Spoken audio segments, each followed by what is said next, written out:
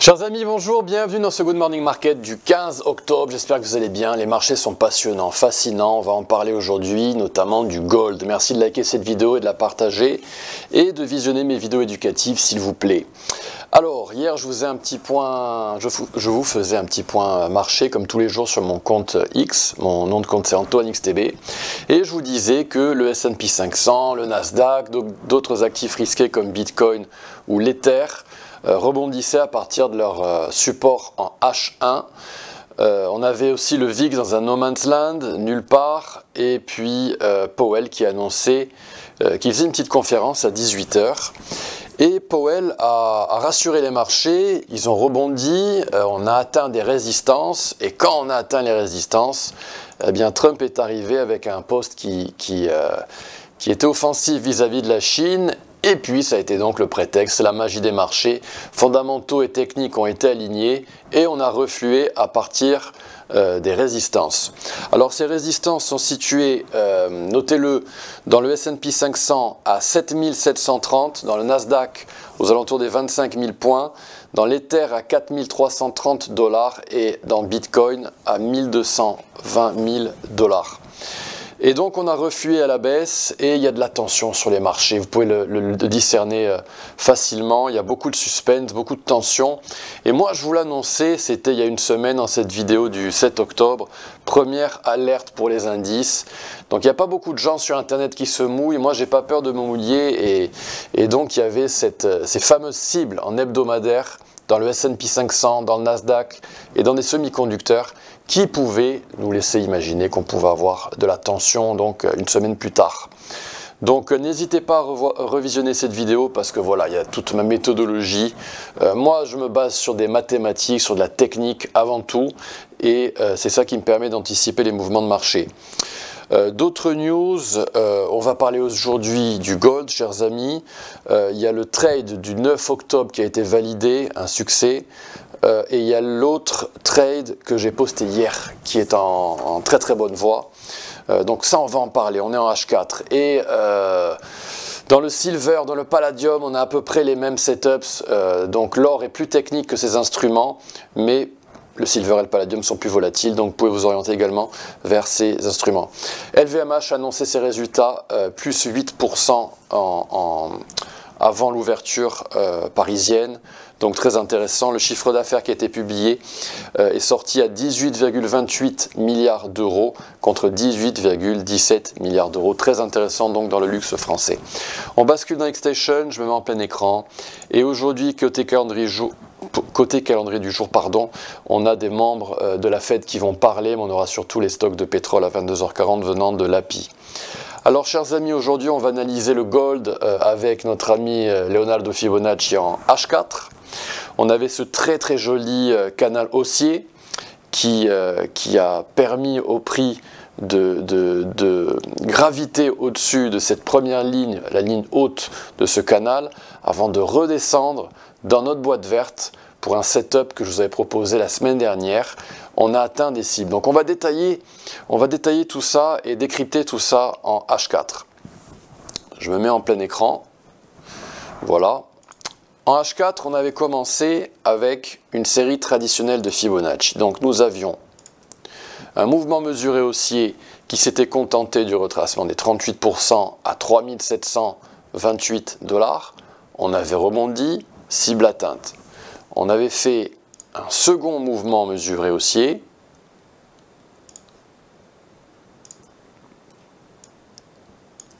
avec le retracement des 50% qui avait été atteint à 3794 $. On avait rebondi, on avait frôlé la cible à 3906 $. On avait reflué. On avait frôlé à ce moment-là le retracement des 38% à nouveau et puis par la suite, on est parti en exponentiel dans le gold en H4 et c'est très très visible en daily, en journalier, en utilisant l'échelle en mode arithmétique. C'est très flagrant. Par la suite, on a eu d'autres supports et donc ça c'était l'objet de mon setup de la semaine dernière avec au plus bas cette boîte verte qui était située à 3958 $. Et donc c'était ce setup que, regardez, je vous le mentionne ici, c'était ce setup qui datait du 9 octobre, le voici, on est venu dans la boîte verte, au plus bas de la boîte verte, et puis on a rebondi pour aller chercher la cible des 4098 $. Et c'était d'ailleurs, je reviens vite fait sur Twitter, voilà, 4097 $ la cible pour ce setup. Donc vraiment n'hésitez pas à vous abonner à cette chaîne, à me suivre sur mon compte X, parce que je propose des setups très intéressants, notamment sur la page X d'XTB France. Donc vraiment activez les notifications, visionnez les GMM, je pense vraiment qu'ils vont vous aider. Donc on a eu cette cible atteinte à 4097, on a continué, et puis le setup d'hier que je vous ai proposé, on va entrer plus en détail en H1 dans quelques instants, eh bien, il avait une boîte verte qui était située à partir de 4119. Et on va aller zoomer là-dedans en H1 pour avoir plus de détails. Ici, on pouvait s'attendre à un mouvement mesuré haussier en H1 éventuellement, avec un support au plus bas situé à 4034 $ pour cette Golden Zone, et une cible, si jamais ce mouvement mesuré était tradé, à 4235. Vous voyez qu'on a touché le retracement des 38%. Ça veut dire que ce mouvement mesuré est validé, et donc que la cible des 4235 est activée parmi les algo traders, les grands institutionnels à Wall Street.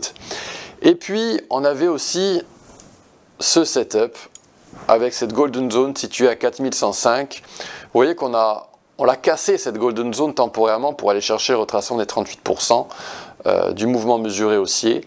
Et puis, donc, voilà, on a rebondi parfaitement. C'est vraiment exactement ce à quoi on s'attendait et ce à quoi on doit s'attendre lorsque un marché est vraiment haussier. Donc dans le cadre du gold, tout va bien. On s'oriente vers la cible des 4208, voire au plus haut, à 4235. Les stop loss n'ont absolument pas été atteints, on était vraiment très très loin. Et donc tout va bien pour le gold.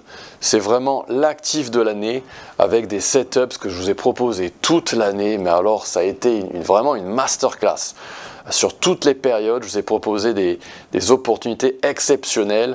Alors il faut rester humble. Dites-vous qu'il y a un dicton qui dit que everybody is a genius in a bull market. Ça veut dire tout le monde peut paraître un génie en marché haussier, mais par contre là c'était vraiment de la science exacte avec des golden zones touchées très régulièrement. Donc voilà, félicitations pour tous ceux qui ont réussi à trader avec succès cette année 2025 grâce au gold. A priori, c'est pas fini. On est toujours en mode exponentiel, en mode bulle. Je sais que c'est un mot qui déplaît beaucoup, mais on est dans une bulle malgré tout. Ça ne veut pas dire que le gold va s'écrouler à zéro derrière, c'est impossible. Mais voilà, ce qui est très très intéressant avec l'or, c'est qu'il nous donne des opportunités d'investissement ou de trading et de façon fréquente.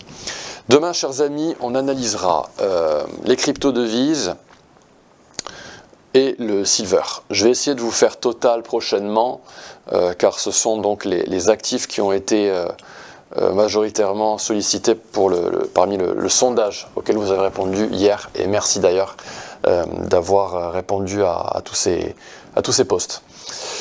Chers amis, je vous souhaite une très très belle journée, et je vous souhaite voilà, une belle journée, et je vous dis à bientôt. Belle journée, au revoir.